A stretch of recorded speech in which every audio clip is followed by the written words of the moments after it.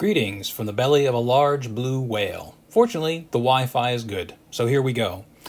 This is a free response question from exam 1, parallel circuit, and we're first going to find the current going through the open dot. So this little guy, which is right there.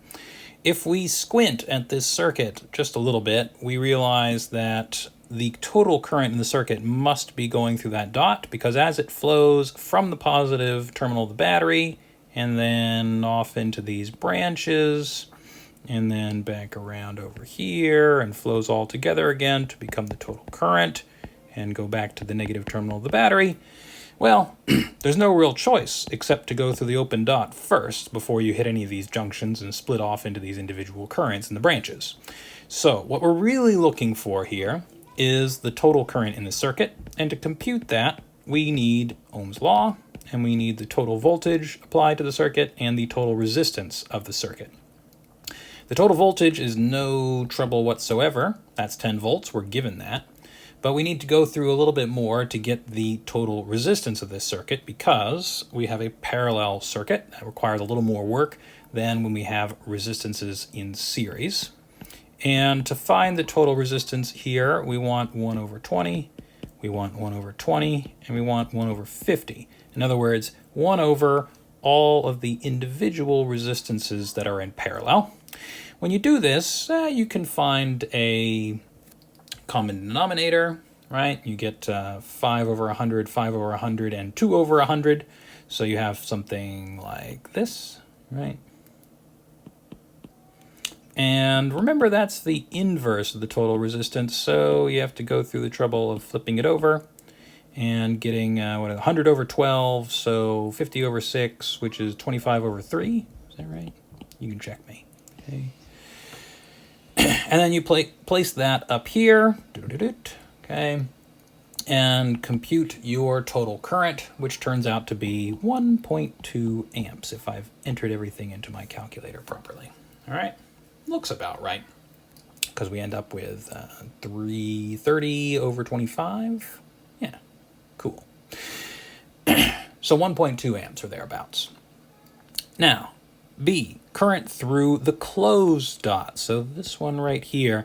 Well, that one's a little bit trickier than A. That's a level 2 problem. And the thing to realize here is it's not going to be any of the individual branch currents, right? Think about it. So we've got a current that splits off at this junction, right? And part of it goes through R2, so I'll call it I2. And part of it goes off through R3, so I'll call it I3. And then I3 flows back into I2. They flow together at this little junction right there.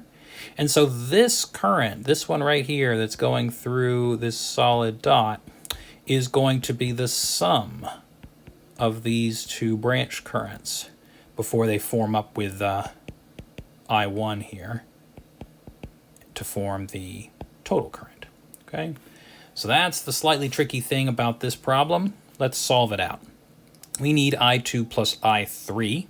We can get each of these individually pretty easily using Ohm's law and what we know about parallel circuits.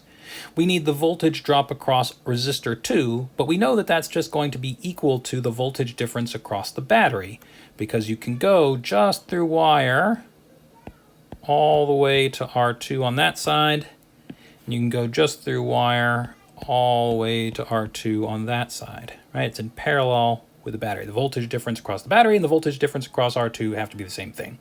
So that gives us 10 volts over 20 ohms for a grand total of 0.5 amps. I3 also in parallel with the battery, so I'll quickly go through the same process. R3, however, is not 20 ohms, it is 50 ohms. And so that leaves us with 0.2 amps. And when we sum both of those things together to get that current that's going through the closed dot, we get 0.7 amps. Note that this is also partly along the way to checking the total current that we got in A All right, we could find the branch current I1. If you do, you find that it's a half an amp as well. And so 0.5 plus 0.5 plus 0.2 gives you this 1.2 amps that we got over here with a slightly different method. Now lastly, we're asked to figure out what the power consumed by R3 is compared to the power consumed by R2. And we can do this pretty easily in a parallel circuit by using this form of Watt's law. P3, okay, is going to be 10 squared, so 10 volts squared over 50 ohms. And so that gives us 100 over 50, or 2 watts being consumed by the third resistor. And P2, you can use that same form of Watt's law. It has the same voltage difference across it, but right, it has only 20 ohms of resistance.